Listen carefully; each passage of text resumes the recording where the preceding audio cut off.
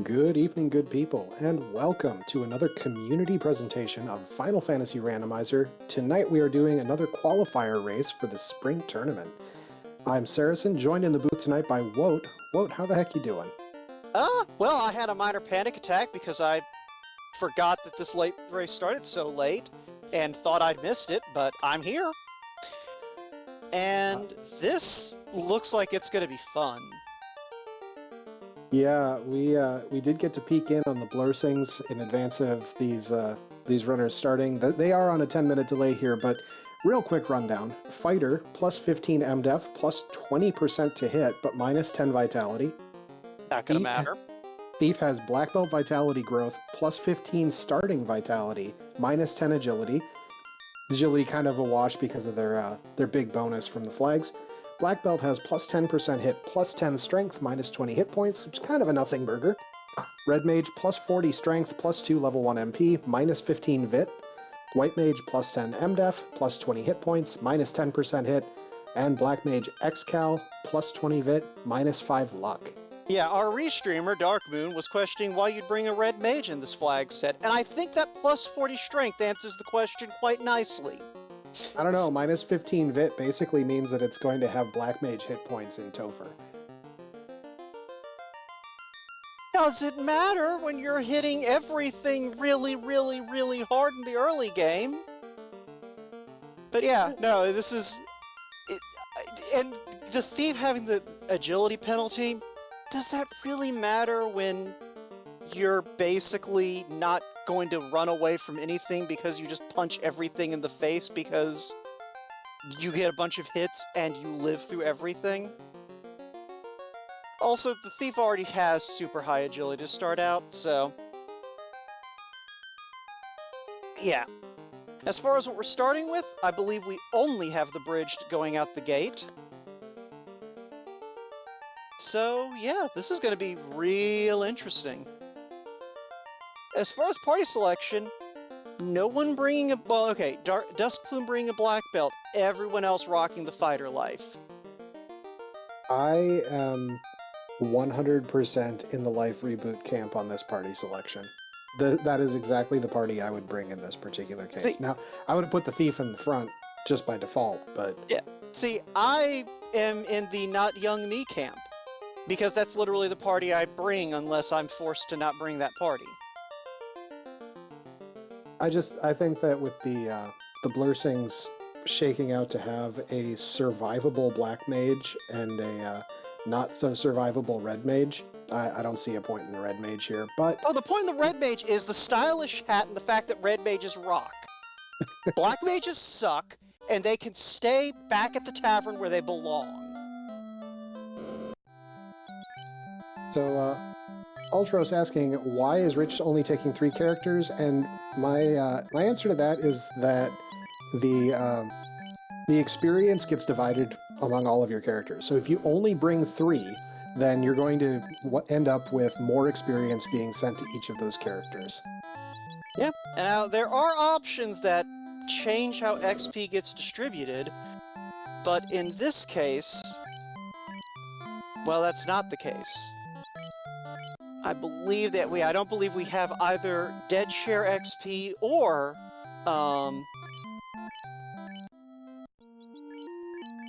what's the phrase? Or, none share XP. So yeah, Rich, by bringing that none, is first of all committing to a faster party growth overall, but also doesn't have the safety net of being able to pick up a 4th character as a, meat shield. But in the meantime, it looks like most of our runners are going to go ahead and get those 2 key items out of the King and Princess by clearing the Temple of Fiends. Nothing really of note out of the first 3 checks in the Temple of Fiends. I saw a Silver Helmet plus 4, Opal Gauntlets plus something, and some cash. Now, one of the things that's really important for our runners here, they are going to be looking for 2 loose items in this flag set. They cannot be in the incentivized dungeons, so the good news for the runners is they'll be able to find these loose items usually in something like Volcano or something like that. But you'll find that there are 2 items And we don't even know if they're required, but they're out there somewhere, just among all of the chests that aren't in one of the important dungeons. Now, one thing I will point out that we got to enjoy there, Quad X was at first level. Garland ain't gonna have more than 300 HP in these flags. So that is a very quick Garland kill. It's suddenly everyone going to Temple of Fiends makes a lot of sense. So Oxyale and Canal coming out of our royalty here. Oxyale, obviously one of our required items. Canal, most likely required. Yep. Let's see here.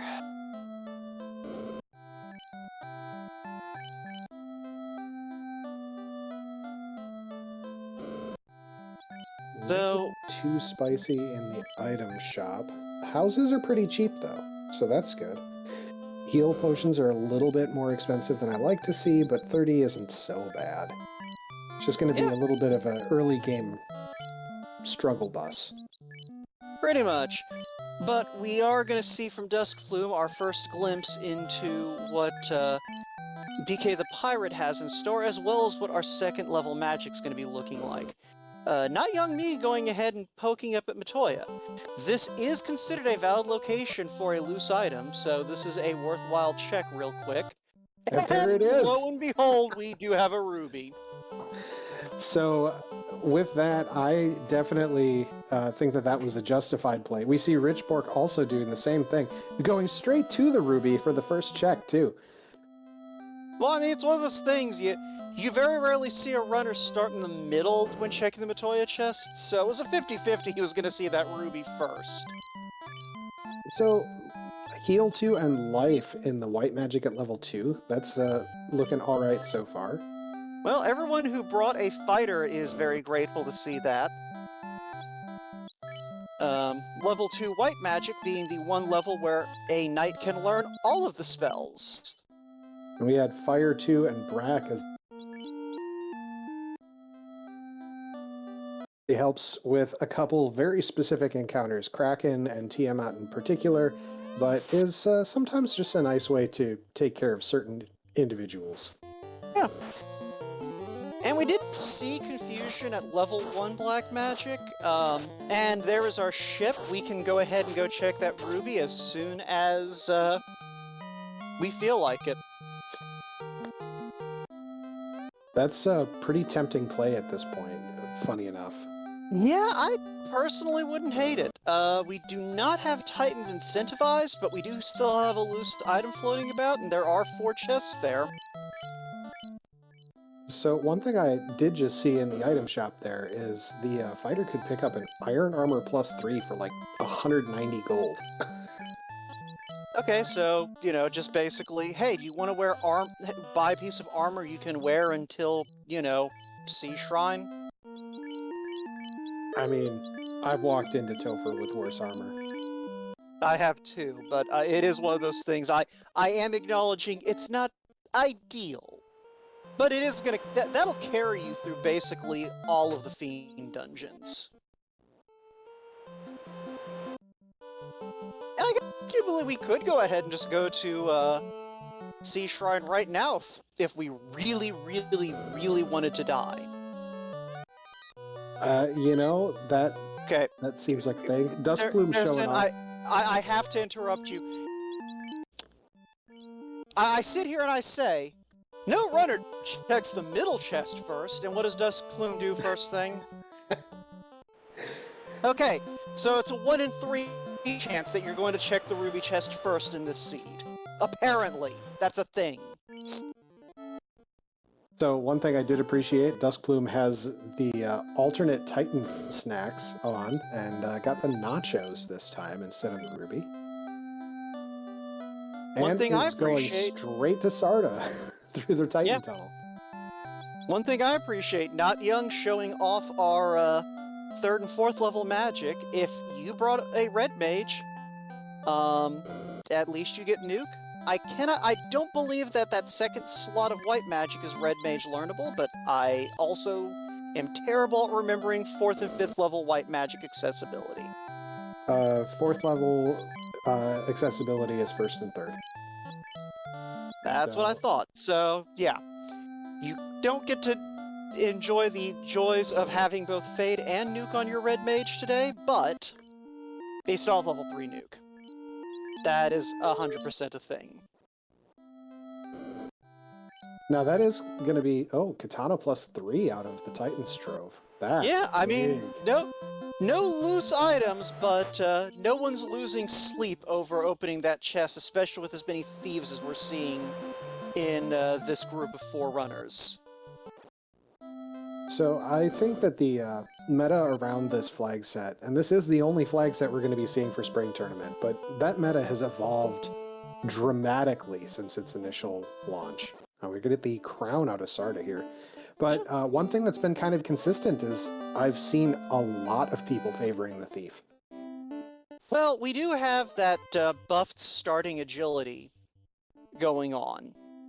Like, even with the -10 agility that the Thief got in this particular seed, it's still a very solid, like, agility on the Thief. So you got that going for you, on top of the Thief getting that hit % buff that's basically default at this point.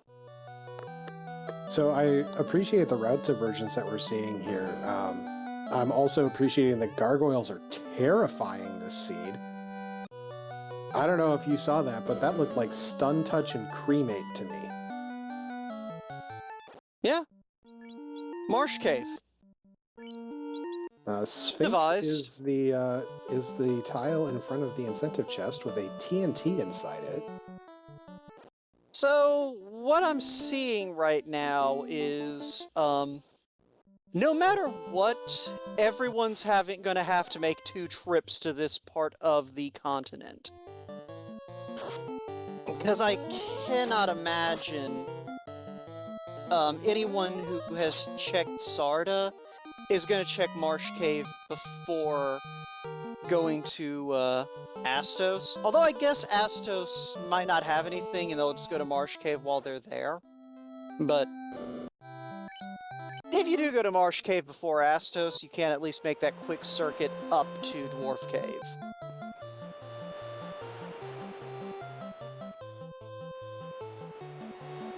But yeah, we do have our Temper available at level 5 magic. And unfortunately, Saber's also there, so no ninja auto-buffing today. That is a big find to have that there. And then Bane in the promotion lock slot. Yeah. Really, the main thing is we haven't seen Fast yet, but we have seen Lock at level 3 black, so Fast helpful, but not quite as vital in this flag set. Well, not flag set, this seed. Just because we do at least have Lock. And there is a ribbon here in... It looks like that came out of Marsh Cave. Oh, and Narek coming in clutch with the key right in front of the Dwarven Armory. He didn't want to loot it himself, wanted to give you the privilege. And here we see a ribbon for Not Young Me out of the armory as well. So yeah, we have accounted for 2 ribbons. There is a Lock weapon. Lock +2 axe, so that replaces the light axe. So that is a really strong weapon for that fighter. And if we didn't find that Katana +3, that'd be a good hand-me-down weapon for the ninja.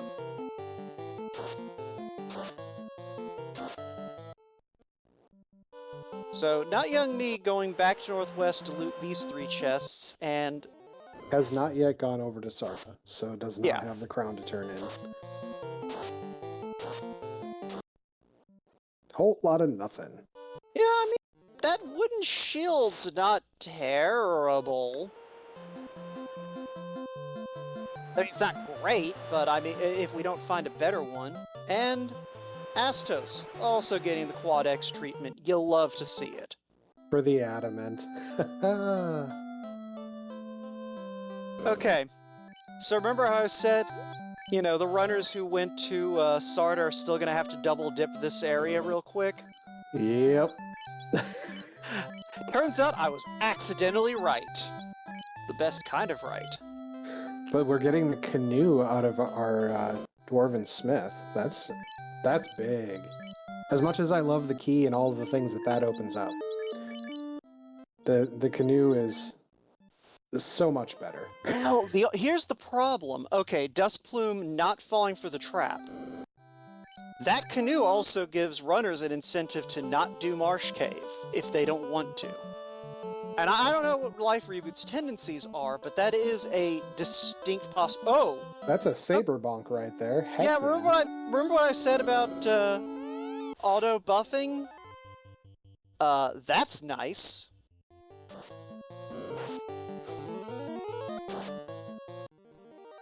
But classic. The fabulous pun classic. Look, the canoe being made out of adamant isn't that big a deal. Buoyancy is based not on weight, but on density. You make that canoe big enough to hold 4 people out of adamant, it's fine.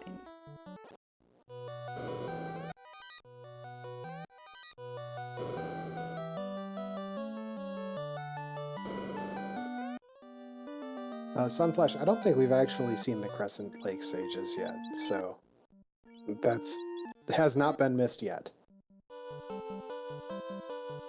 Yeah, no one's made it over to Crescent yet, because everyone who left the Inner Sea went to Sarda, and everyone who went to Marsh Cave is still making their way over to Sarda.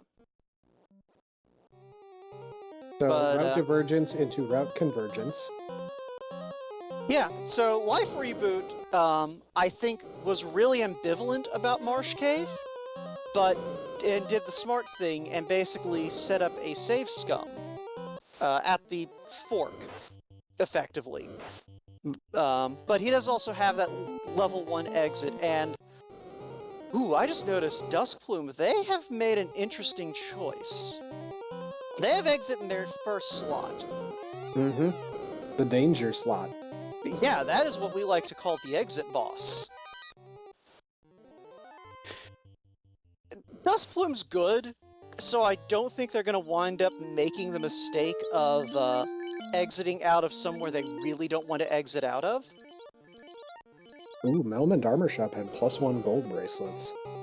But I've also seen a lot of really good runners do exactly that, so... yeah, slot 1 warp and slot 1 exit are definitely... they're things that I have nightmares about. Yeah, like, if it's in the first 4 levels, I will buy a trash spell just to stick in there. Just to be sure that I'm not gonna mismin you.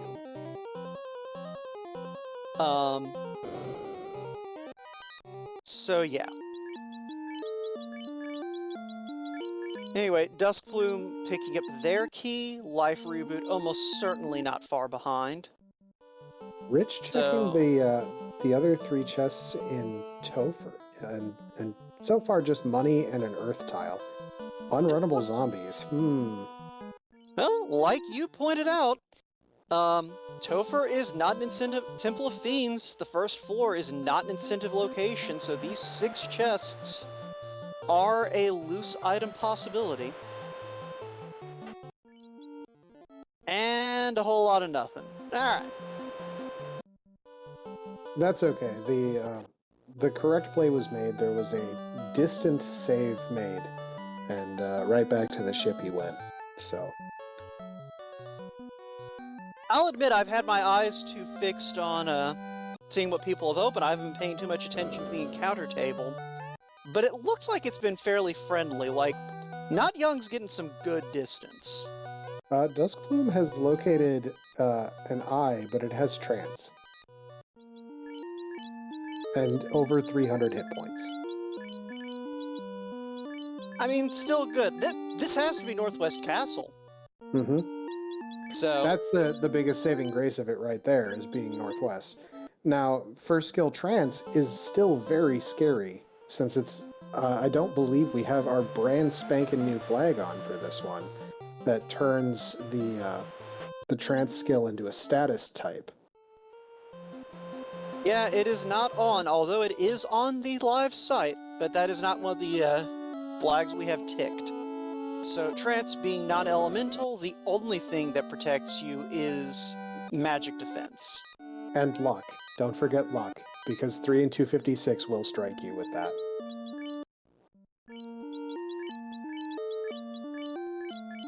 Okay.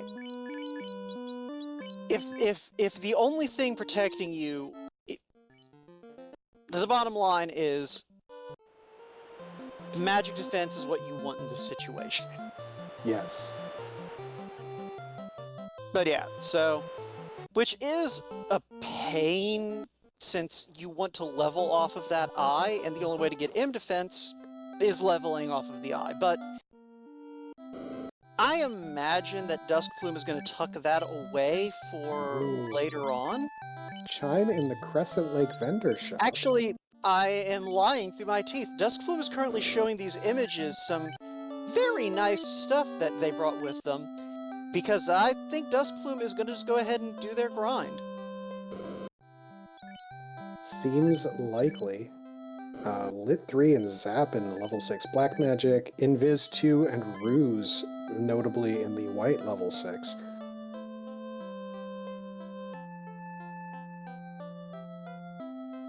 I'm pretty And also sure there's that, and the cube from the Sages. This is the Sky Starter Pack right here.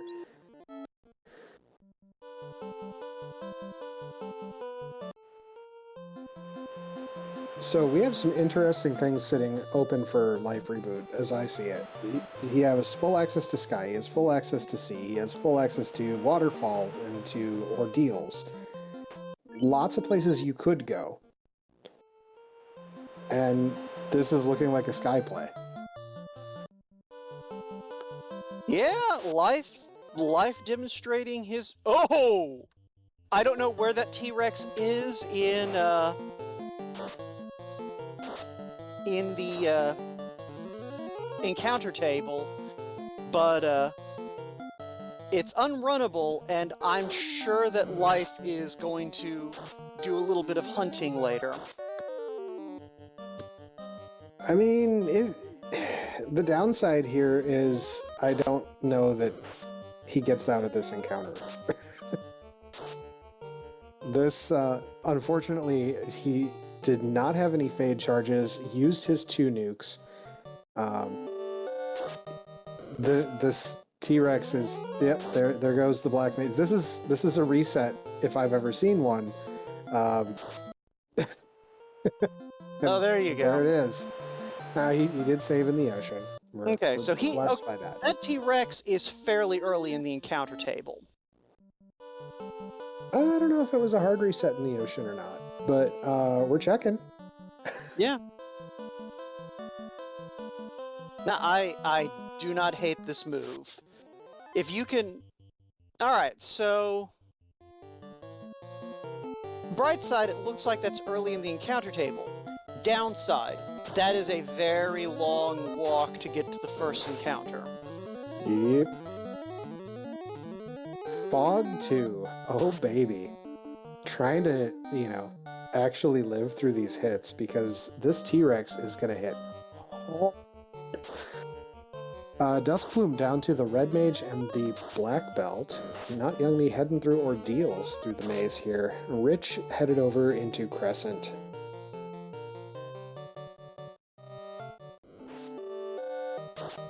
Oh, and it looks like that Red Mage on Duskplume's side is going to be dropped shortly. Basically, as soon as the spell charges are gone.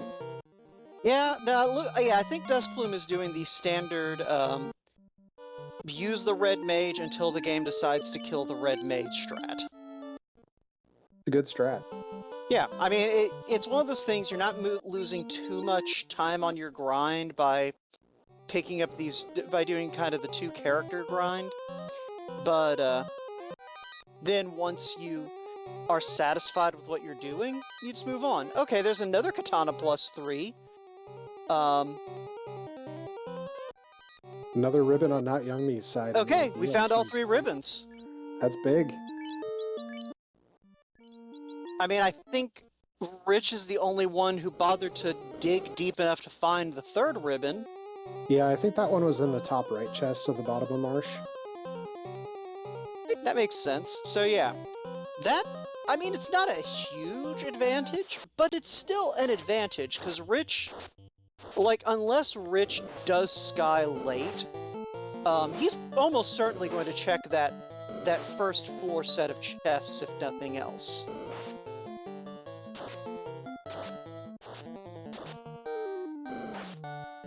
On that grind, getting some progress in herb out of ordeals. That's having problems. That's not too bad for not young, just because that is a very, not, I would say quick check, but it's a pretty easy check to make. You just sail north real quick, turn that in, and then you can go on to whatever else you're planning to do. I would even consider doing the save scum trick. Just save right outside of ordeals and sail up, see if it's worth your time. I mean, he may be thinking about resupplying since he's going to be in Elfland anyway. That's fair.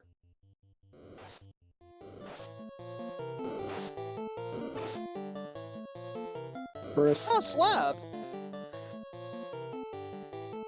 Unfortunately, we do not have any of the map edits that make Lefane accessible without an airship today, so that slab is going to be slow to turn in. Yeah, seeing the slab there and not having the airship yet, that would have been an instant reset for me, going back to near ordeals. See, I don't hate. I wouldn't have, because the slab is one of those items that, because it has a second step past getting it, that it's very easy to forget you didn't do the extra step. That's fair. I also am the kind of person who tends not to turn in the slab for translation until I have the airship, which leads to poor routing sometimes. But the thing is, I'll forget that I had that translated if I didn't do that. Or if I did translate it, because it disappears. Yeah, and I think the fact the slab disappears, I think also plays into that. You reset out of picking it up, you look in your inventory later, you see, oh, the slab's not in my inventory, I must have translated it after I picked it up. And off you go to get loot bot. So, yeah, I do not hate, I mean, obviously Not Young had a choice, but I think even if he had bothered to do the save scumming, I feel like he would have walked that slab out. But yeah, so there's another ribbon pickup. That's put him up to 22 on that black belt. Yeah. Eyes. They're really good for grinding. They are tasty. Now, I will say I did see some very good luck on breaking out of the stuns, because that seems like the streakiest RNG is getting out of a stun. Rich making a play towards ice. Gonna be our first runner headed to ice. Yeah. Rich going a very different way from everyone else. And by that I mean actually bothering to look in ice. So, I don't hate it, because it's an incentive location we haven't seen, it's an incentive location that his party is capable of handling. And speaking of incentive locations, that is a rod out of Sky 2.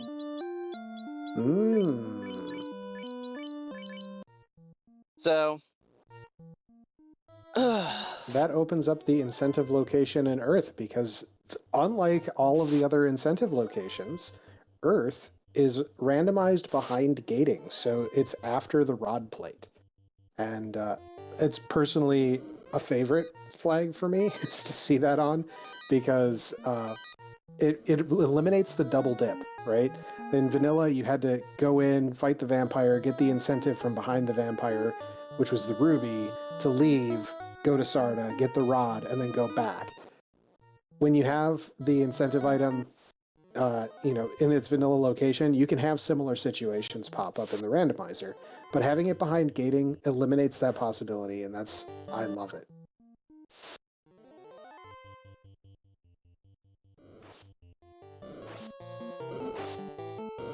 Life Reboot must be very concerned about resources right now if he's not taking out a pack of fire hydrants. And he's level 10. Okay, that makes sense.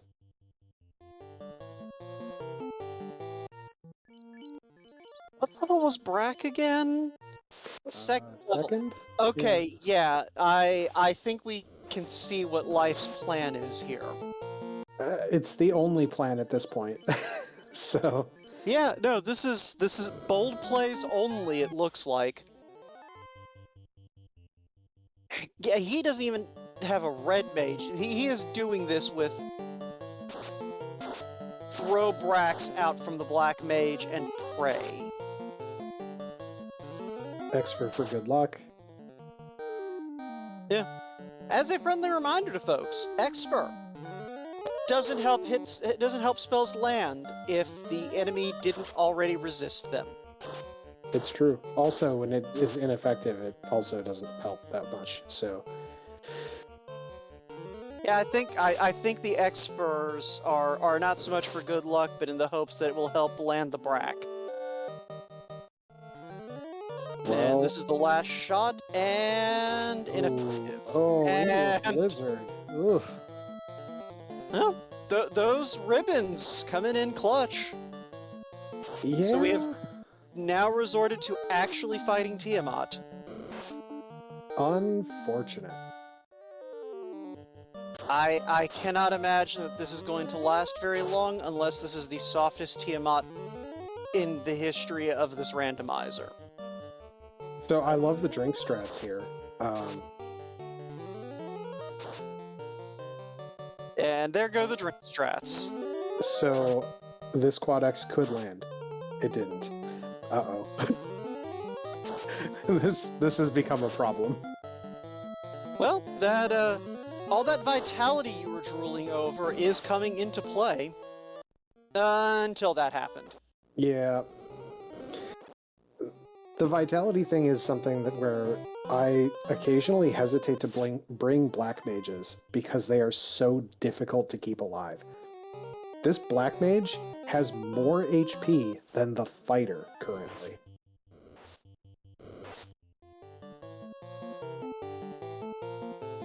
I mean, to be fair, the fighter also started at a 30, that's a 30 vitality swing between the black mage and the fighter. Off of Blur. It's true. But isn't the fighter getting off mostly the strong HP growth rather than the vitality? I think it's a little column A and a little column B. Ooh, Aegis +3 and a Pro Ring +3 out of the 6-pack on the right of Sky 3. Yeah. That's some handy pickups there. Ah, and there's an X-Scout +1 out of the last chest before the floater chest in Ice. And Rich pulls the loot, so that is required. Now, the downside here is we still haven't actually seen a floater yet, which is starting to look more and more like it's going to be coming out of either waterfall or sea. Trying to think. We've only found one of our loose, right? Yeah, we found one of our loose, so sea and volcano are kind of they're basically the only places left that can have loose items, unless somehow the other loose landed in waterfall. So I guess it could be in Cardia too, but obviously the floater can't be a loose item in Cardia for what I hope are obvious reasons. So Rich gonna go ahead and play to Volcano. I like it. It's convenient. It's nearby. It's decent experience and a lot of good looting. So I'm gonna Gonna throw it out here, just a quick plug for Archipelago. If you've never played Archipelago, it is a combo randomizer service. Lets you play different games with people, and it's kind of awesome. If you're playing Final Fantasy Randomizer in Archipelago, frequently you're playing all loose, and Volcano is a place to do all of the things. I think that was some Opal Armor +2 for once we promote. Yeah. Which I'm sure Rich would really like to have right now with these nightmares hitting like trucks.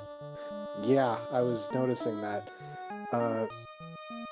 I think that was a quick second encounter just to get a little...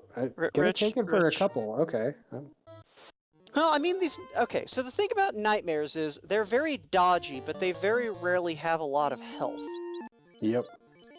Also, is Life Reboot making another dive at Tia? Because it looks like Life Reboot's making another dive at Tia. I think Not Young Me... Did Not Young Me bail on... Yeah, Not Young Me got that rod, cleared out the 3rd floor, and went over to Earth. I understand. I'm not big on that play, but I understand. It's not a bad play. It's a safe play. I mean, if the floater comes out of this, then it's automatically the best play he could have made. So, Red Mage could learn Brack. Now, it's a question of if they did. So, not necessarily just the Black Mage that had access to it. But time for Not Young Me to make the Earth dive into the 8 chests of glory back here. And I just realized Life Reboot managed to Brack Tiamat. Heck yeah. So, bold play, and it paid off. I will not be surprised if Life makes the trip over to Onrak after this, and womp womp, that bottle can't lead to the floater either. Oh, that's such a shame. So yeah, at this point, it's... the floater's either loose in Waterfall, loose in Volcano, or loose in Sea, or the robot hands it to you. Mm-hmm. Yep, bottle was the incentive out of Earth.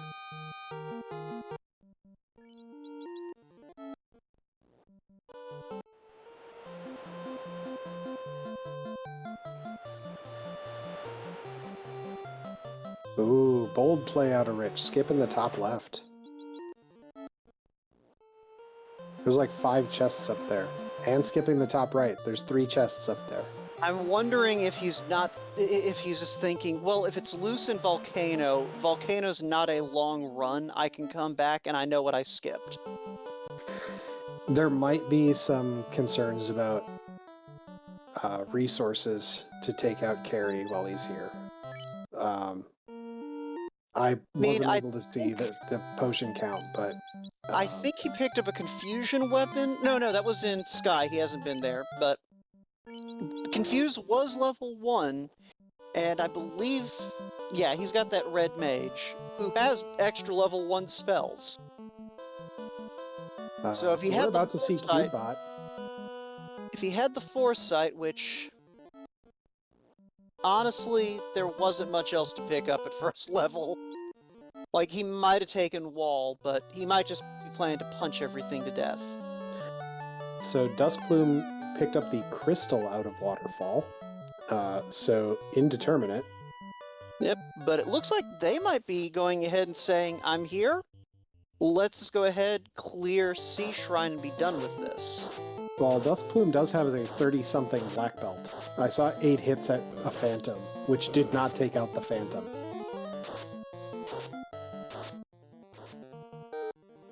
Paralysed with Thunder, that's a thing.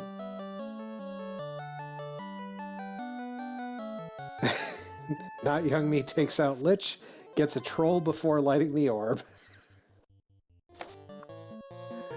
The best part is when the troll wipes you after you've taken out Lich. A Classic Gamer in chat pointing out that that Saber Gauntlet is actually the Power Gauntlet. since we can actually strap that to a fighter.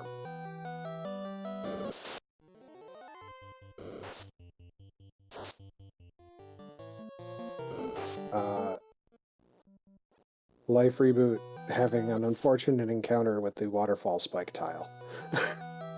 I wasn't looking. What was it? It's Phantom. It punched out his party. I believe it's unrunnable. Good old Phantom. Good old stupid Phantom. Alright, so not young me going ahead and also heading to Volcano now. In a slightly better position level-wise than Rich was, and I think has a little better distribution of resources, so probably not gonna be squeezed enough to skip chests. So if the loose item is here, we'll probably see it in the next few minutes.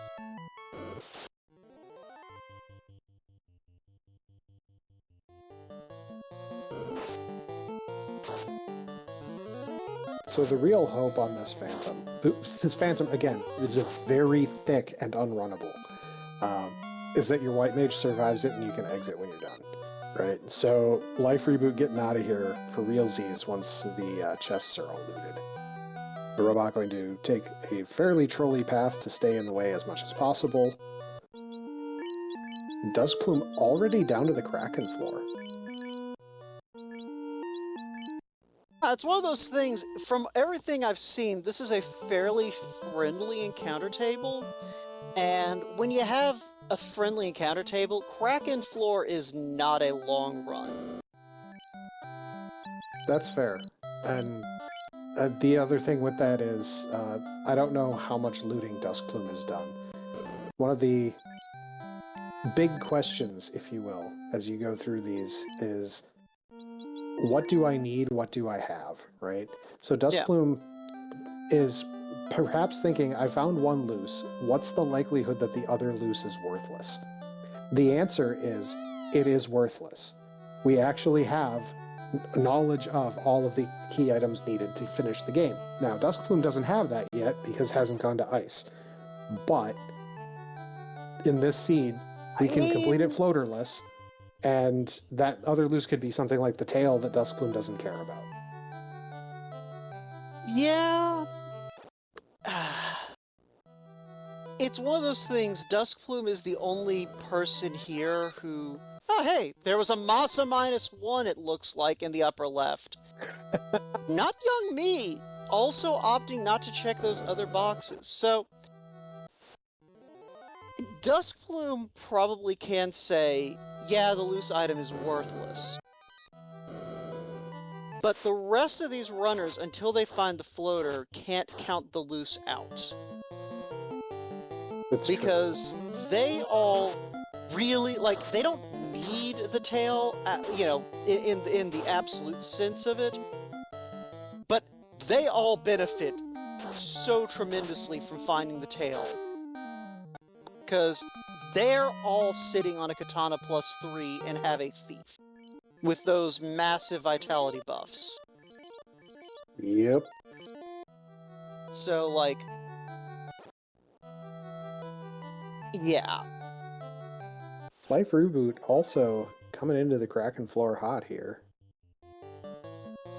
Because Kraken surviving entirely too many things being thrown at it.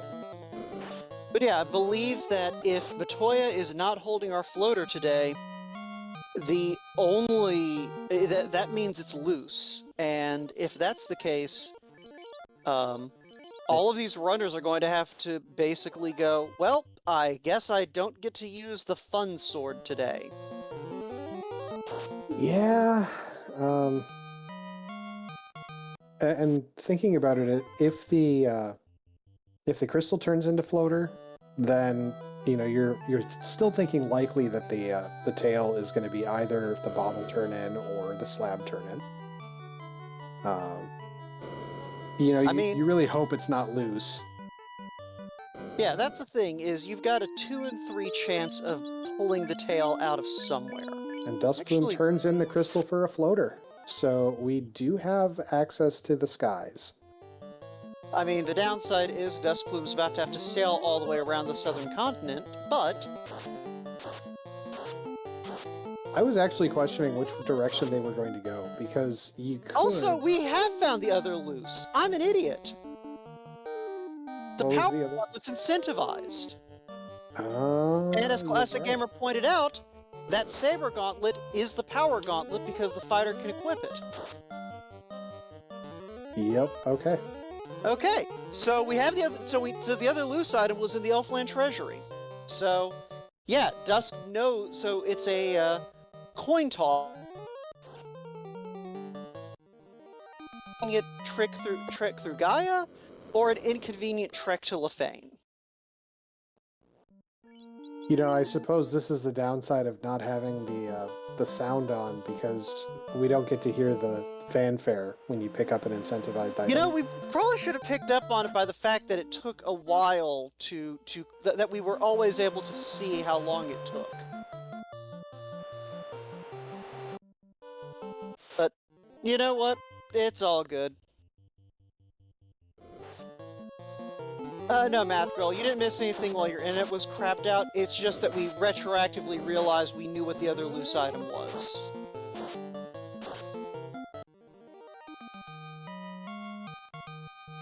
So Duskplume on the charge, headed down into Volcano. Now, here's the other thing. Duskplume hasn't done Sky yet, so does not have the rod yet. That is a little bit of a trickier situation. I think Duskplume is going to probably... I would do Sky and then do Ice, even though Ice is close right now. And the main reason is that 30-something black belt is just going to punch its way through everything. Yeah, like, that's the thing, is... So right now, as far as locations go, Duskplume can't go to Earth and expect to find something, because the rod's in Sky. He's going to clear out Ice Cave real quick. Which is going to get the nonsense. which is going to get the loot, and it's going to feel real good. It's going to be a justified play.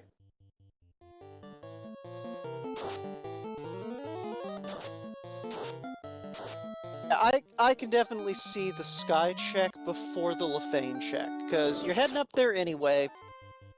The incentive chest is, you know, a handful of steps out of the way, and it saves you the trouble of going to the place.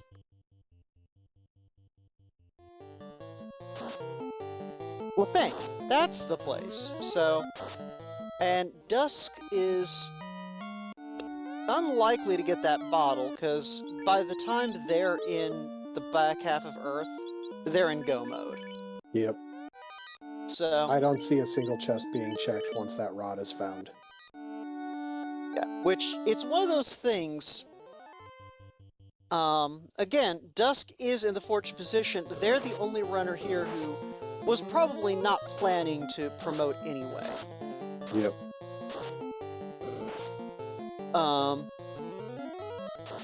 So, I'm just kind of looking over everyone, taking stock of our trackers, which shoutouts to Math Girl and Sunflash Rune for doing a wonderful job taking notes and keeping the scoreboard lit up so we know who's where.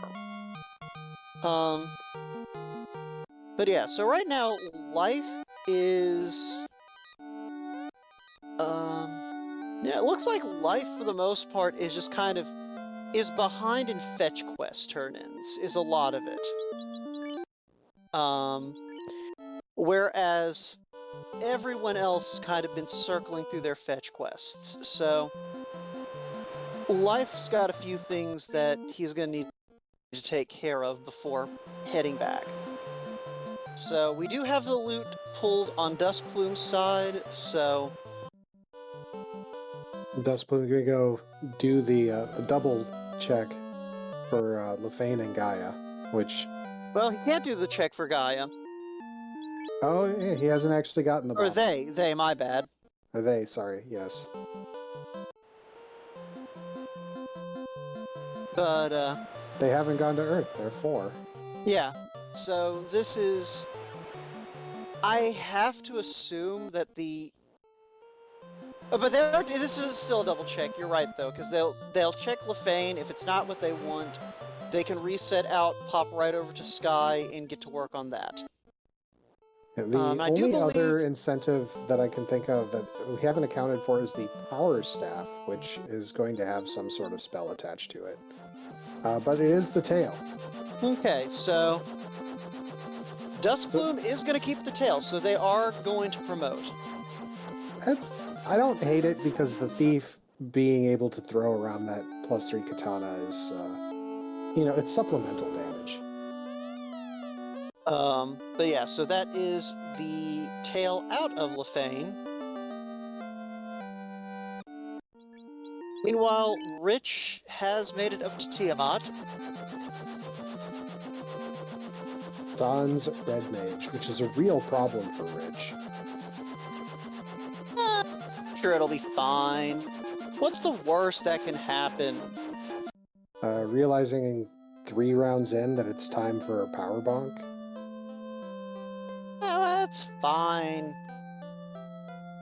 He's fine. Both of these characters have ribbons. They're both probably wearing decent armor. He's got a power bonk. It's fine. Not Young Me also on the charge up here. Not Young Me actually has a full party.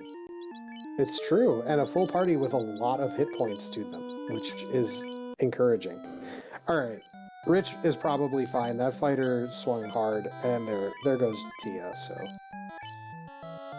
Duskbloom about to pull that rod and not opening another chest for the rest of the game.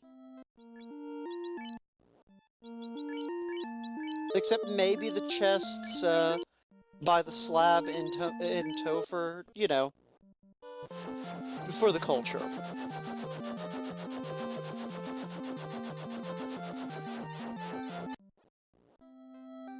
Life Reboot, meanwhile, did pick up his airship and probably not too far behind in collecting that tail as part of kind of a general sweep. Like, if he's taking the time to get the slab translated, he's probably thinking of doing Lefane no matter what. Oh, yeah, he hasn't been to Ice Cave yet, so he doesn't have his loot. So he's definitely going to do Lefane, because there's no way that he's not going to do Lefane before Ice Cave at this point. And we do know at this point that the fairy has our mighty stick as well. The good old 1, 2, 3, 4, 5 stick. Yeah, so Clive's gonna go ahead and do this Earth Cave. I don't hate it. It's close. He's got the means to do it. It's not gonna take too long. But Life is probably gonna be the only person on screen to actually acquire the... Was that a Vorpal +1? I think it was just a flat Vorpal. It is kind of hard to tell, seeing as a 1 and an L look very similar. But, what was I saying? But yeah, so Life, if he's faded Ice Cave for this long, I can't imagine he isn't going to go ahead and do the bottle and the Lefane check before diving ice.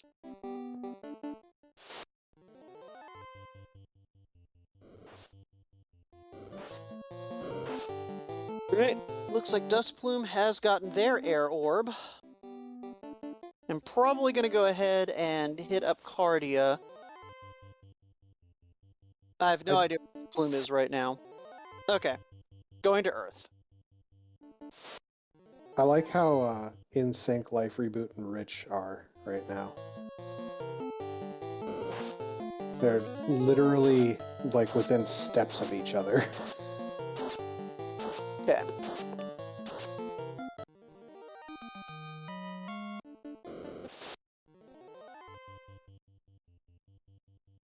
So one thing that I'm kind of torn about, and this is one of those things that I take advantage of a lot when I have the black belt. Duskbloom is keeping the thief out front. That's kind of counting on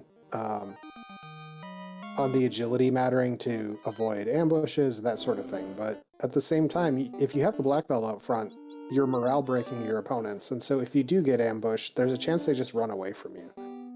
I mean, Duskplume doesn't have... I think Duskplume's black belt is at best in the mid-30s. So... Could be enough for Gerwolves.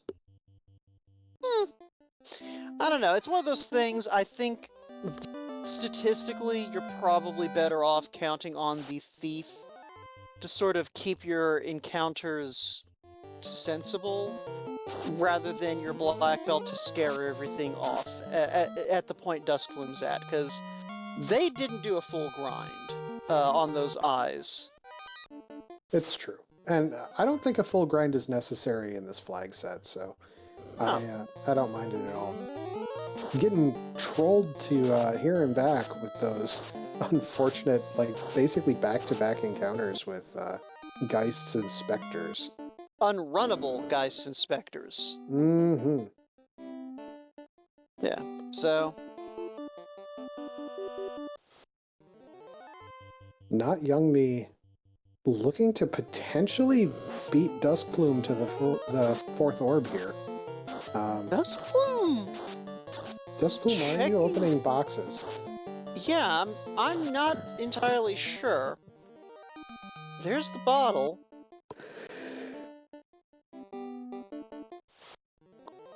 Yeah, I'm not clear on what Duskplume was looking like, unless Duskplume was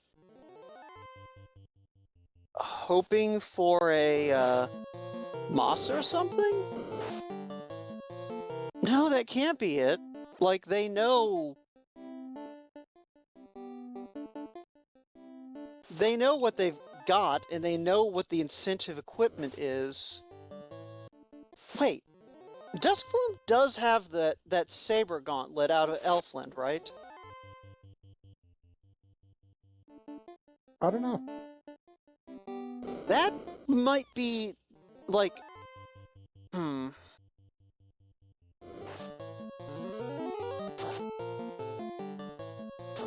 So we got the Thief versus Black Belt argument going on in chat here. Yeah, speaking of chat, if anyone would like to play the fun game where the next time Duskplume opens their equipment, you look to see if there's a power gauntlet in there, or a saber gauntlet in this case, that would be fantastic. I just want to quick point out the fun name flag is turned on for Duskplume, and therefore they had S-Bump instead of Lich. That is glorious, magnificent, and that is a lit earth orb. Not Young Me is not going to win that race, unfortunately, as he's coming up right now on Kraken. Duskplume has all 4 orbs lit, is about to land here. Did I see correctly that that black belt is 31 and was getting their last hits off of that 10% hit bonus? Yeah. That could be a problem. So with the way that black belts scale, which is to say exponentially with levels, yes, Duskplume did do Volcano. But they do so much more damage per hit based on level.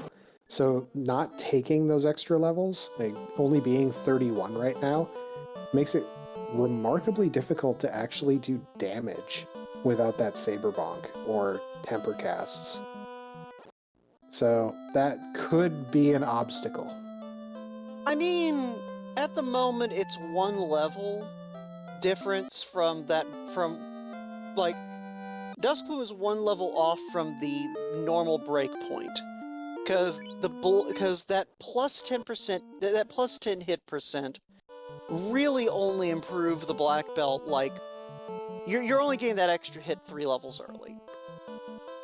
So, in the black belt, yeah, the damage from levels is important, but the crits are what really makes the difference. That's true. And the crit rate is also lost there. There's the Saber Gauntlet for Duskplume, so... And I didn't see what the fairy handed us.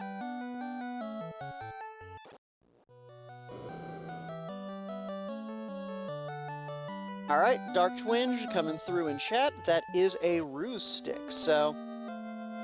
Okay, so I think I see now why Duskplume was digging. Okay, that makes sense.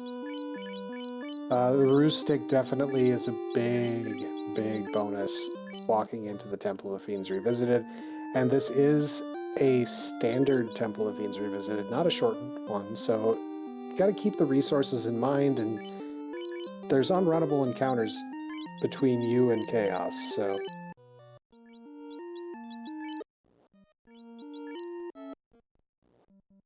Yeah, so this is gonna be an interesting... So,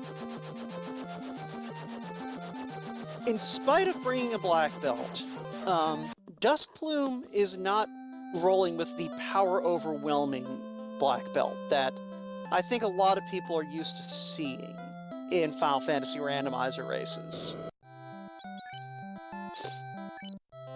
So with these particular flags, the scaling is not so heinous as to necessarily require a 42. Yeah, the thing is, though, is the spells are still exactly the same, regardless of scaling. And it's one of those things, like, the damage output of a 42 black belt is nice and useful, but basically, it's the combination of that and the M defense that makes the full power black belt so effective.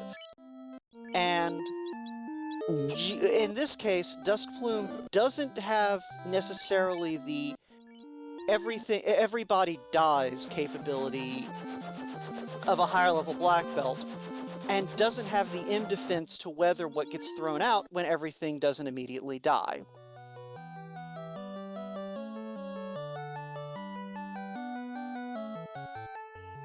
So it'll be interesting, I think, because if there's something in here that has an early turn nastiness, that black belt is mortal, is the point I'm trying to get to. Yeah, and that's definitely a concern. This is more like a kind of a fighter, sort of? A fighter that doesn't wear armor? Yeah, like, it's a fighter that has decent armor equipped, and, I mean, it's still a level 31 black belt, worth of M defense. Like, that's kind of the other problem Duskplume might be looking at, is you can't even put those ribbons you found on that black belt, because any equipment's gonna dumpster your defense.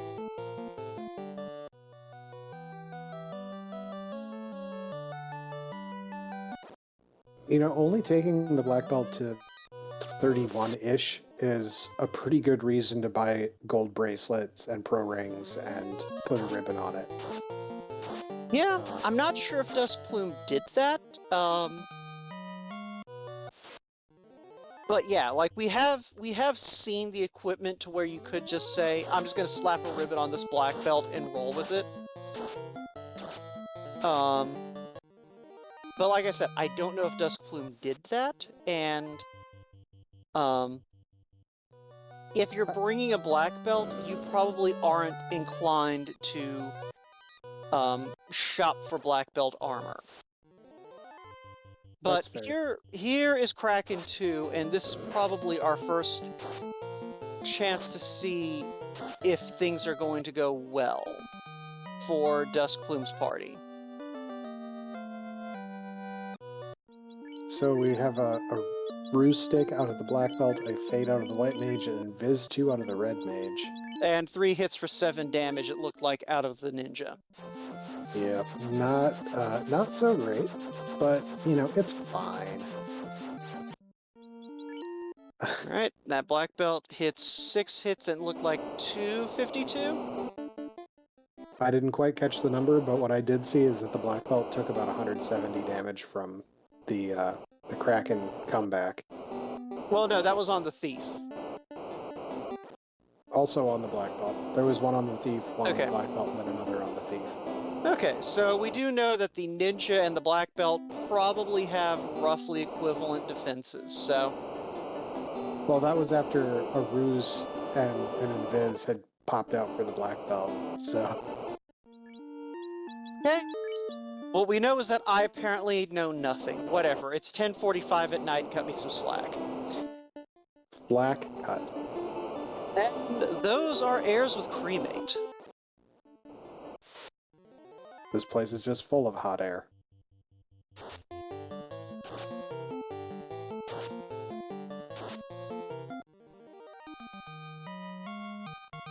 Alright, so meanwhile, Life has picked up his loot, did do his promoting, and is about to light his 4th orb. So he's gonna be in a pretty good position. I guess we haven't really mentioned this too much. This is a qualifier race, so there's a whole bunch of other people racing right now. Well, racing right now as of 10 minutes ago. There is a bit of a delay. But, so, once one of these on-stream runners finishes, I guess we'll do a rundown of the actual standings.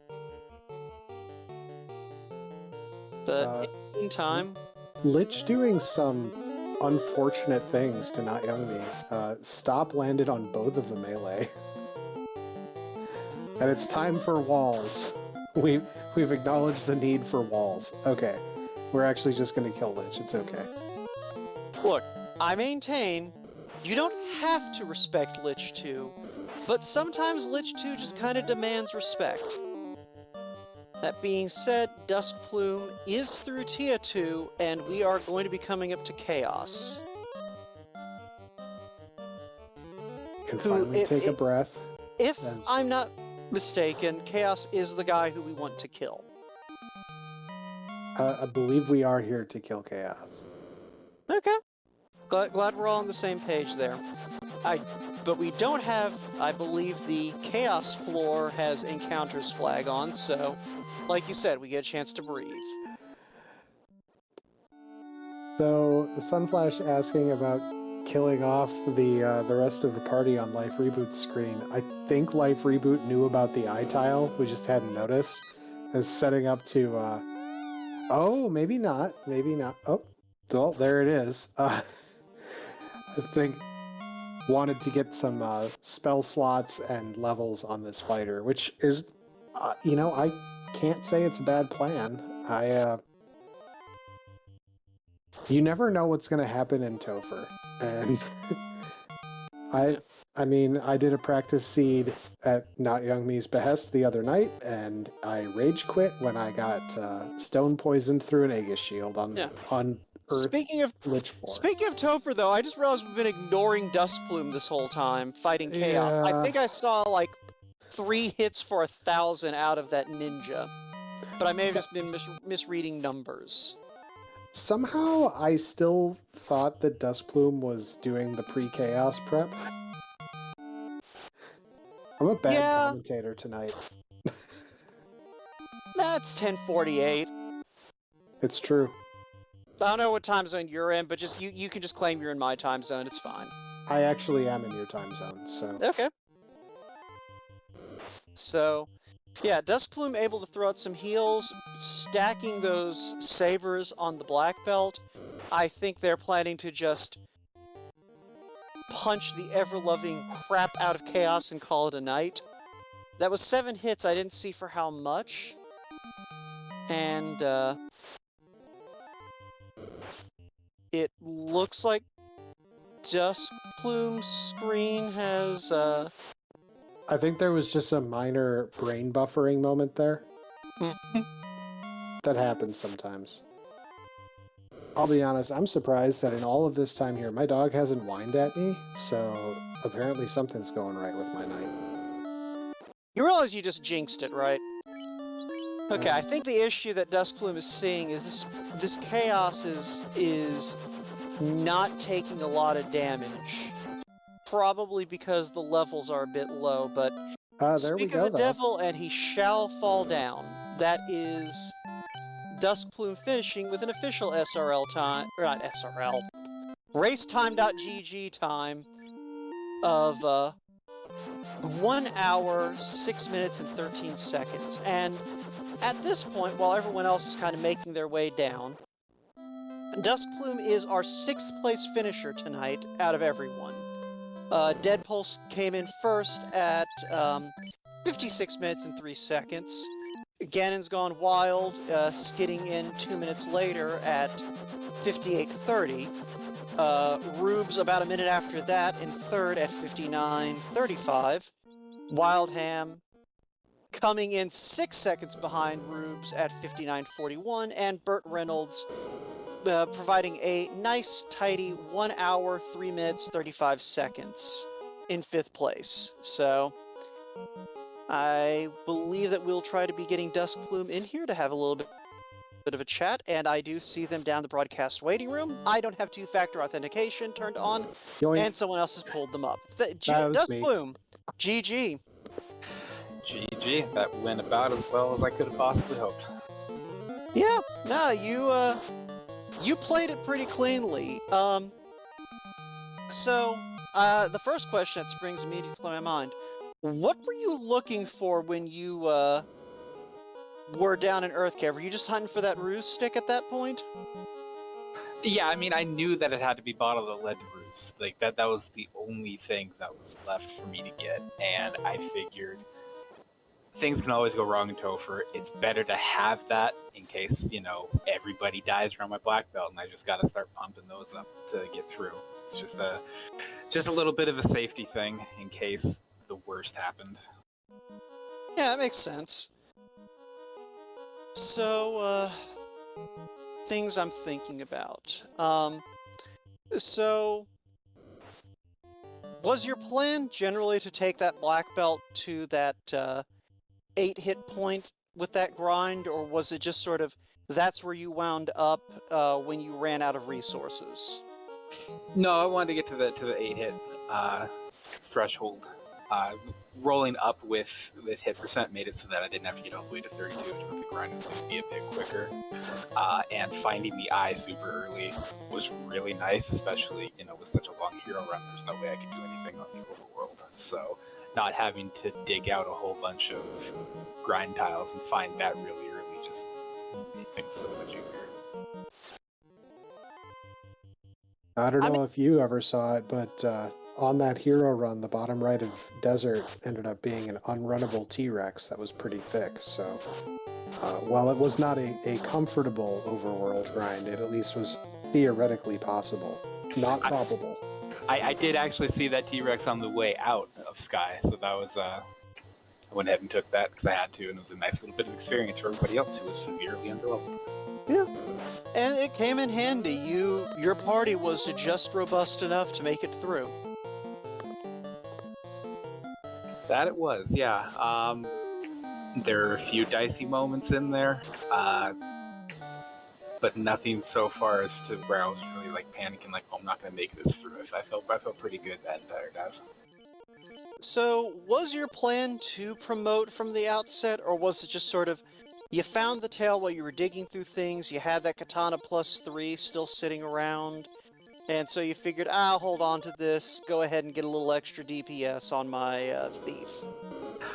The plan was to do it, it's kind of up in the air in the beginning there. Basically, once I saw that Invis 2 was promotion locked, and once I got the katana, that was enough reason for me to go ahead and promote, because the katana was going to mean extra damage, aside the thief wasn't going to have anything nice aside from that, so little extra helps there, and then having the few casts of Invis 2 help in the last couple of bosses in Topher. So yeah, I just felt like that was enough for me to justify taking a minute or so to promote.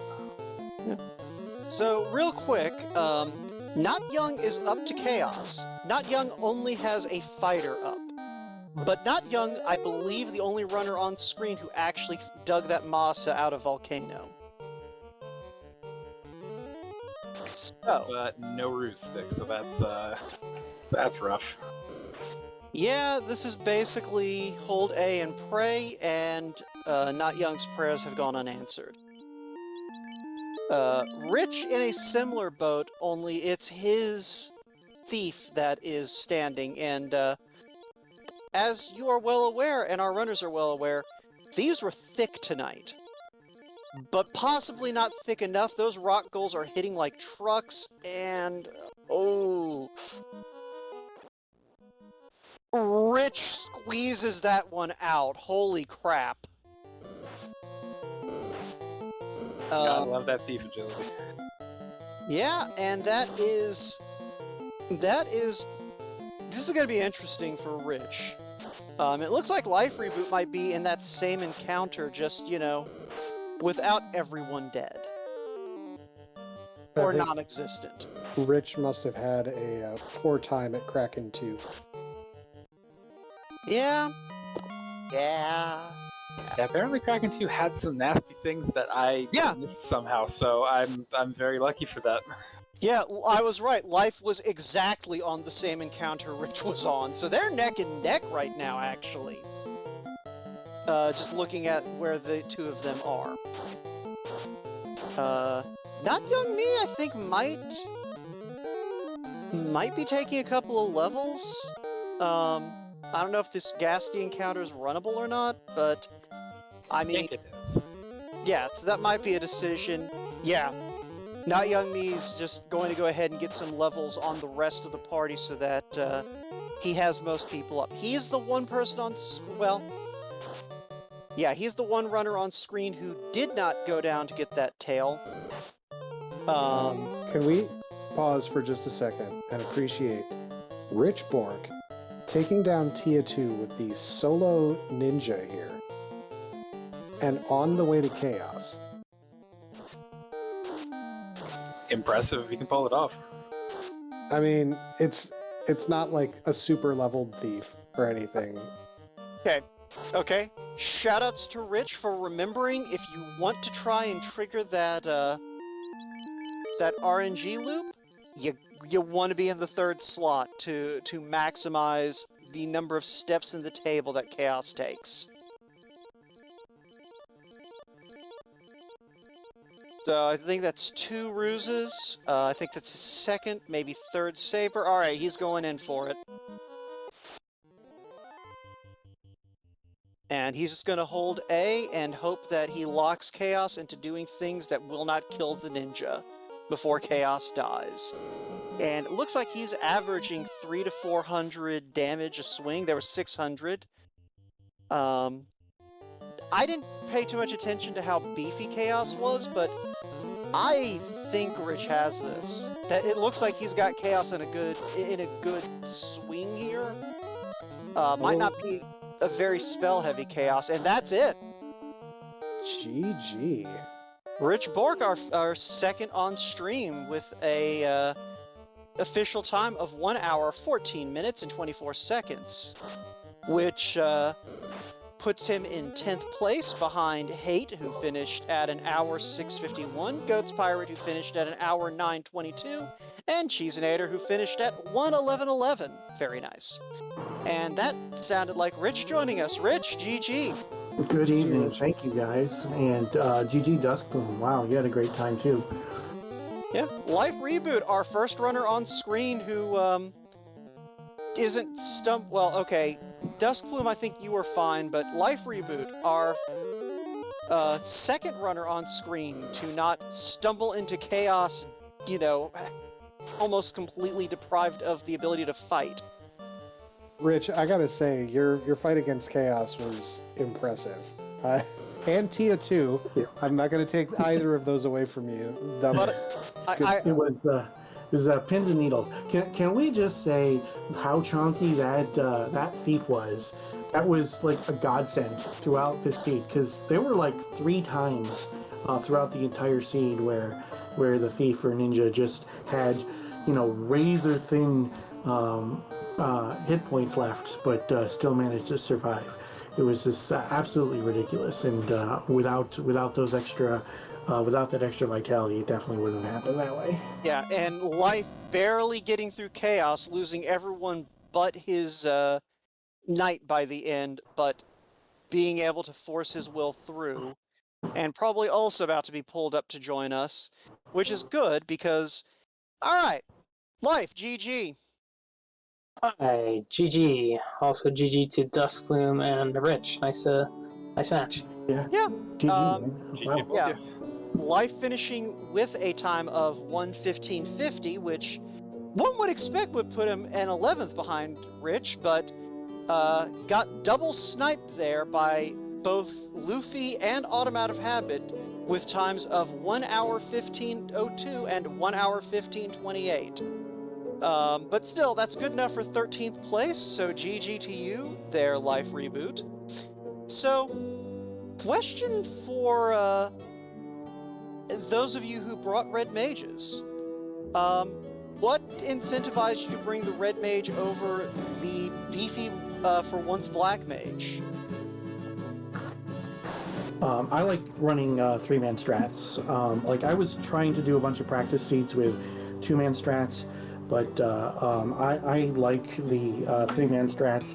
And then the off chance that there was a good spell at level 1, which there wasn't, but you know, that was definitely a good thing. And then having access to both black and red magic. Yes, it's a crapshoot with the red mage.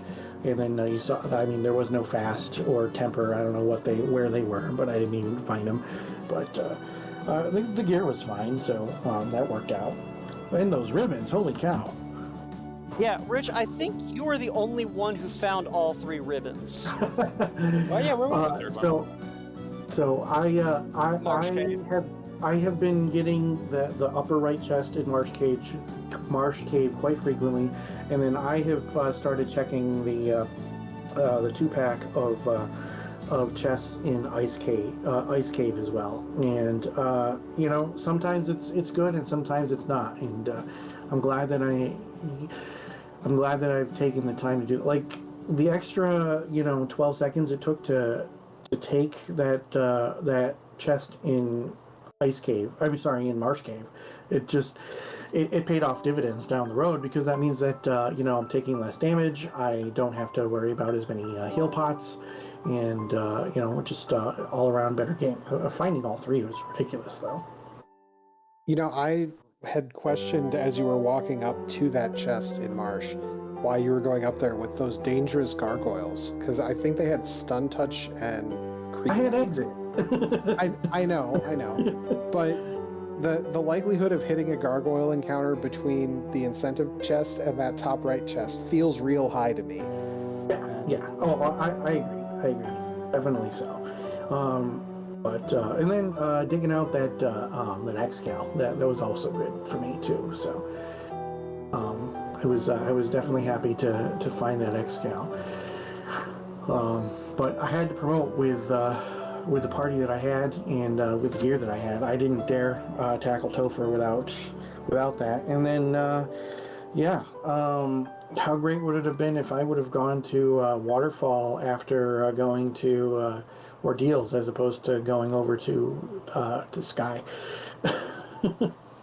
I mean, yeah, the way that this seed kind of played out, everyone kind of had to wander a little bit at various points. Mm-hmm.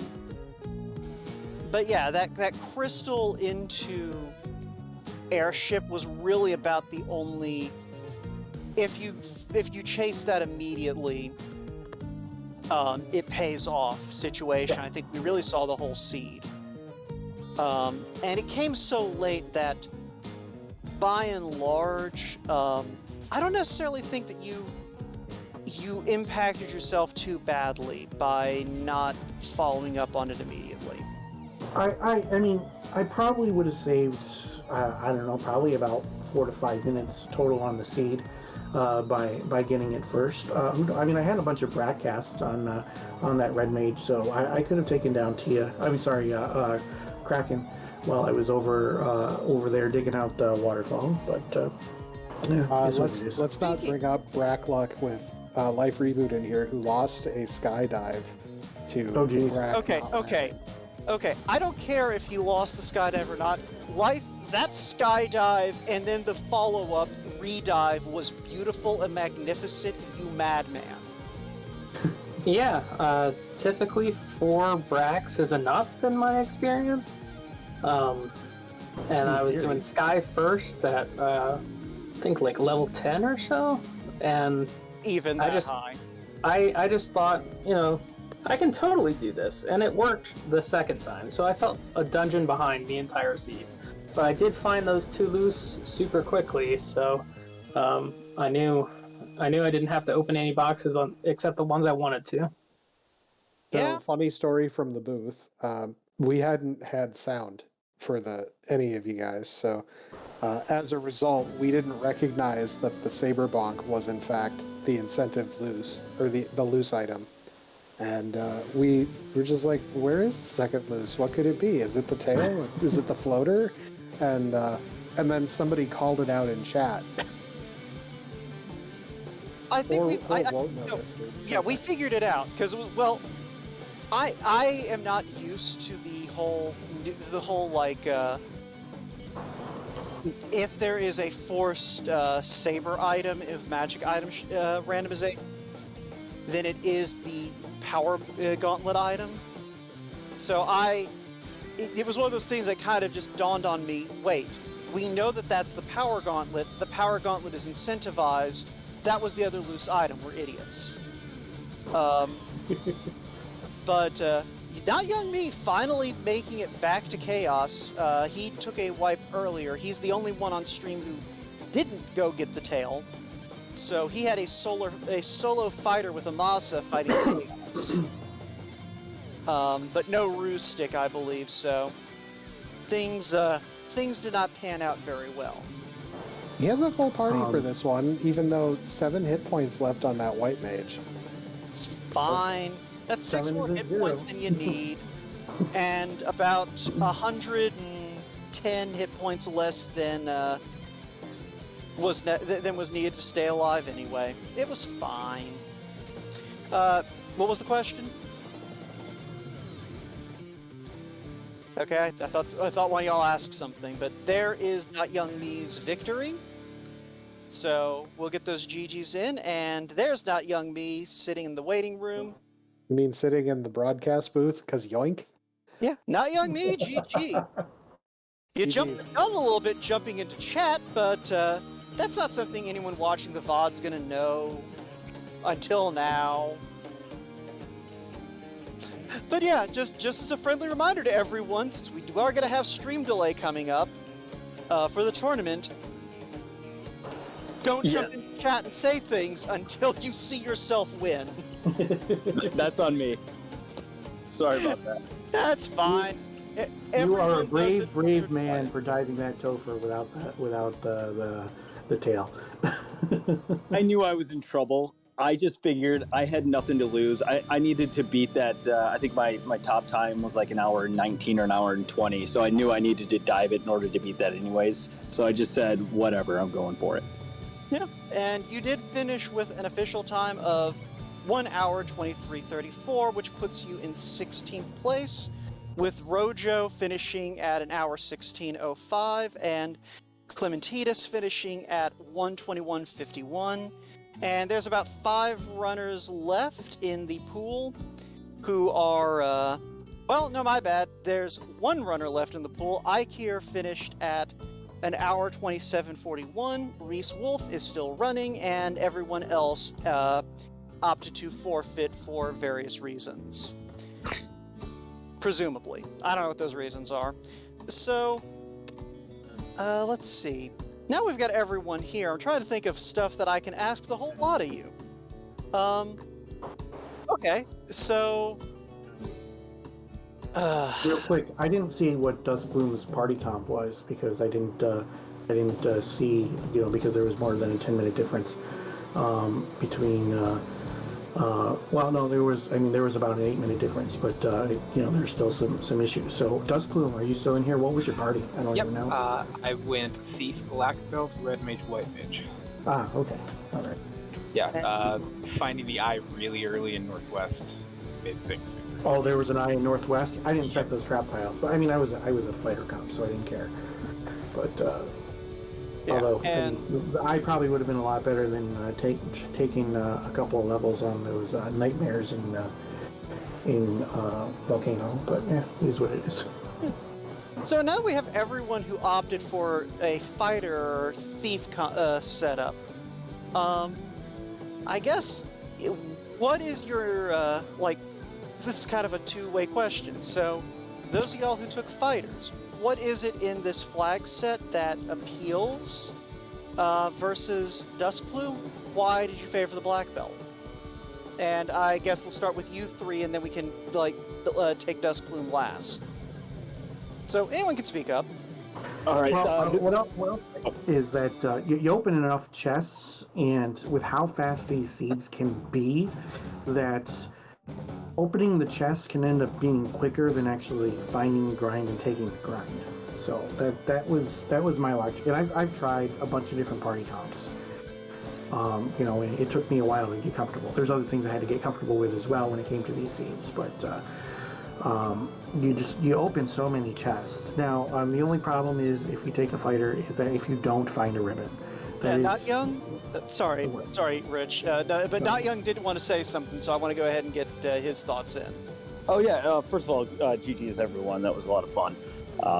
I took the fighter just because I did a practice seed right before this with a fighter. Normally I take a black belt. I took a fighter, and it turned out to be my fastest practice seed. So I said, why not? Let's see if we can get lucky twice. And I saw the 20% hit blessing, so I decided to run with it.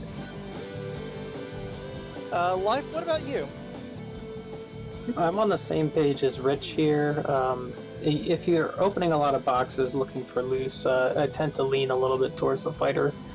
But with this flag set, I really have not landed on a perfect party for me. I feel like Thief is really strong. White Mage, due to the harm all, is very strong. So I tend to lean into those as an always take. And then Fighter Black Belt is sort of a toss-up. Red Mage, Black Mage is sort of a toss-up. And it really just, I look at the blur sings, and that kind of might push me towards a fighter or a black belt, and it might push me towards a red mage or a black mage. But I really don't go outside of that party. It's like the main melee, thief, white mage, and then a black magic caster. That's all.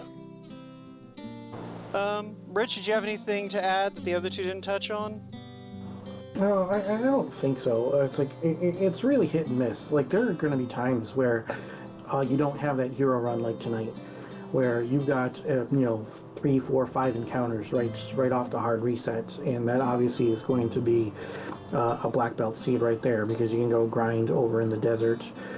But like I said, you're opening so many boxes, you're checking so many chests, and there are going to be a lot of times where checking the chests and looking for extra gear is just going to be quicker than grinding. It's not 100% foolproof, of course, but it just these seeds really fluctuate quite a bit. This was a fast race. This was an extremely fast race. Dead Pulse getting 56 and Ganon's Gone Wild getting 58 minutes is pretty ridiculous. And then Rube's getting 59, especially with what happened. I obviously didn't watch the races, so I'm assuming those guys went and grabbed that airship early. But with the fighter comp, one thing is that you have to find all the key items. You definitely need that Roost Stick and the Power Gauntlet. You need to make sure that you have the tail, and you need to promote. That is your safest route when it comes to running the fighter. But it's going to happen quite frequently that you can beat a black belt comp because of the fact that you're not taking that extra time for the grind. Now, last year's spring tournament. Rich, I do want to ask Dusk Plume about why they took their black belt. So I'm sorry to cut you off, but Dusk. So your reasoning for the black belt, you are the only one here on this stream who did take a black belt. So I don't know if it was streaming in the beginning, but I went back and forth for 2-3 minutes deciding between black belt and fighter, and the coin toss for me was I've done fighter in basically all of these seeds. I've had next to no practice with black belts, so I wanted to take one and get some practice in, and it ended up working to get my best time so far. So that's really it. Yeah, and I mean, it's one of those things. The way you did your black belt grind kind of panned out. Just sort of, you had just enough in the tank to get through everything in your path. So, let's see, I'm trying to think if there's anything else that kind of cropped up that we noticed. Saracen, can you think any other questions to ask these guys? So there is one thing that I did want to ask, and it's that early route divergence that we saw on stream. Now, obviously, you guys didn't see it yourselves because you were racing, but two of you got the ruby loose and headed to Marsh, and two of you got it loose and headed immediately to Sarda. Now, the paths reconverged very shortly after that, but I just want to get the thought process. And let's start with the runners who went to Sarda first. You know who you are, because I can't remember at this point, but I'll walk us begin. through the decision. So, I want to go to Sarda first so I can then dock at the lower port south of Elflin before I go into Marsh Cave. And that's basically the only reason why I did it. And is that just on the assumption that you're going to get what you need to start tackling things on the North Continents afterward, or? It puts me outside of the inner sea sooner, but I can still reach Marsh Cave. Does that make sense? Yeah, but it makes perfect sense. So it's just basically a maximizing what locations you can reach, both immediately and depending on what you find diving marsh and whatever comes from marsh. Correct. Okay. So, that was the other one, and I'd like to say that that's totally a great idea, and I wish I would have done it, but I did end up going back into the inner sea because I just kind of forgot about the southern Elfland dock. But my reasoning was, as soon as I saw the ruby, I was like, you know what? I'm going to go ahead and get this right away, and if it's canoe or floater or something like that that could lead to an early advantage, then there's probably going to be a lot of people who aren't going to go there right away. So it was just one of those like 50-50 risk things where it might pay off really well. And, it ended up leading me to Northwest Castle, so can't really complain about that. Absolutely fair on both sides there. So for our folks who headed straight to Marsh, what's the thought process there? I had exit. So I didn't. Not a bad reason. Yep. Sorry, I was on mute there. I had exit. I figured I was fairly close. I thought I would zip down there real quick. The hard reset was fairly fast to zip down there, so went in, grabbed it. But probably in hindsight, should have zipped in and turned in the ruby. I mean, like Saracen said, it was one of those things. It wasn't really a divergence that changed too much, because the folks who went Sarda first went to Marsh Cave second, and the folks who went Marsh Cave first pretty much went straight to Sarda after. So, like, it's just more of an interesting thought. It's more just like, there's a lot of interesting thought processes that go on with these things, so it's nice to know. I think with all the enemies that are there, having exit or multiple casts of warp you take some small comfort in that sometimes. You don't have to worry about conserving spells to get out or whatnot. It's just like, okay, just go, floor it, get through, and then check as many chests as you can on the way, especially with a fighter comp. So. Yeah, and I can't remember this. This is not young. I think I went to the Mirage right after. I don't know if anybody else did that. I can't wait to do a replay back. But one of you guys were screaming at me to actually finish and defeat Tiamat, but I ended up bailing on that. Well, so you and Life both made very early Sky plays. I don't know if you were in here when we were talking to Life about his decision to, you know what? I've got Brack, so I'm going to go kill Tiamat. at level 10. Some assembly required. There was a second dive due to Brack doing Brack things. But yeah, no, it's one of those things,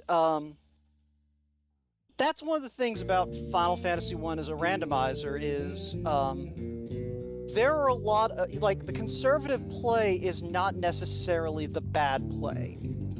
A lot of times, because there are so many different ways that this game can kill you, that sometimes the quickest way home is the longest way around, or whatever the phrase is. But it's getting to be fairly late for me, and probably anyone east of me. Yeah. So, let's go ahead and get some final thoughts, and we can just kind of go in. We'll just go in order of completion. So, Dusk, that puts you up first.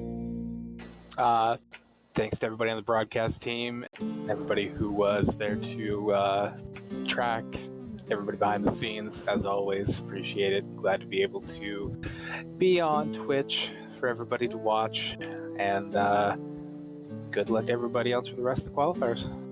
All right. Rich, I believe that puts you coming up next. Yeah, thanks for doing the restream tonight, guys. I know this was kind of like a spur-of-the-moment thing, and some people have been talking about doing restreams on these qualifying races, so definitely appreciate that you guys took the time to put this together and to do this. So Walt and Saracen, thank you very much for comms, and Math Girl and Sunflash for tracking, and then of course Dark Moon for being the restream. Life, I believe that it's you next. Yeah, I'll echo everyone else. Thanks everyone for volunteering to help out with this. GG to all the racers, both those that were restreamed and those that were not, and good luck in the rest of the tournament. Alright, and Not Young Me, got any final thoughts?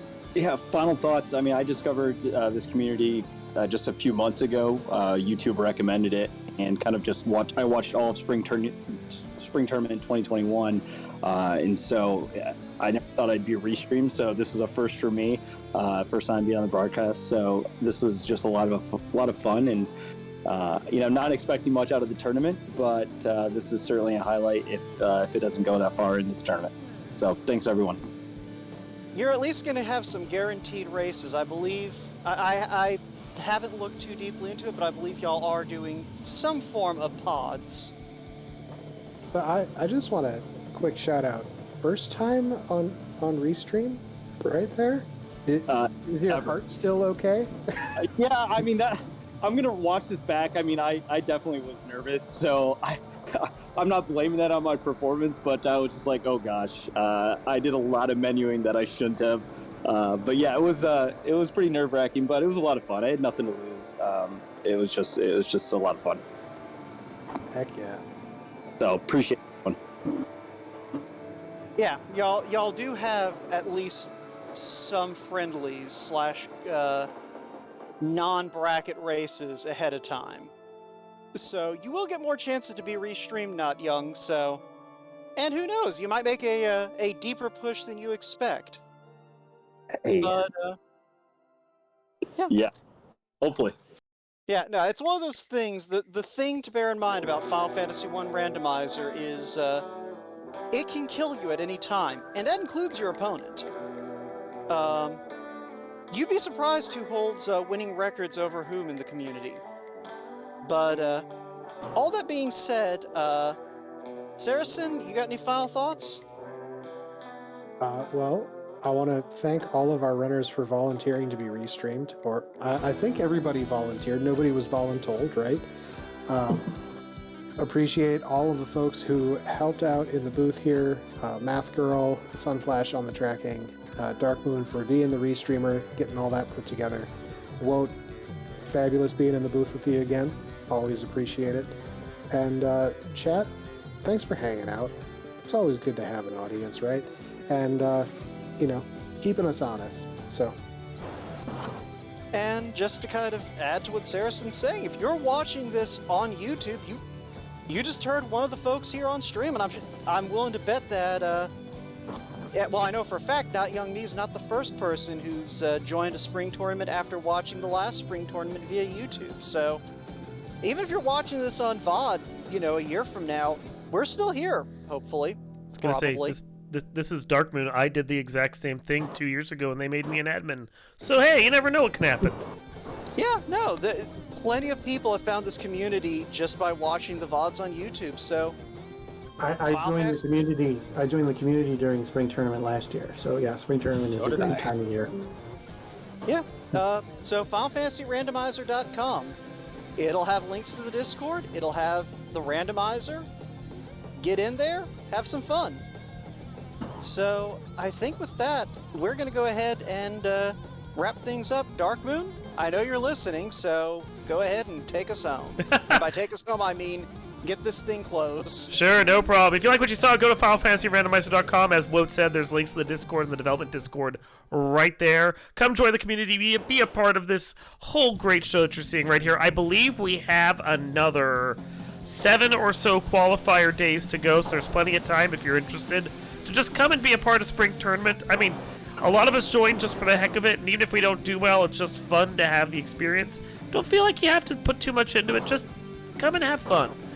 We will hopefully see you there in the community, and from all of us here at Final Fantasy Randomizer, thank you for watching, and have yourself a good night.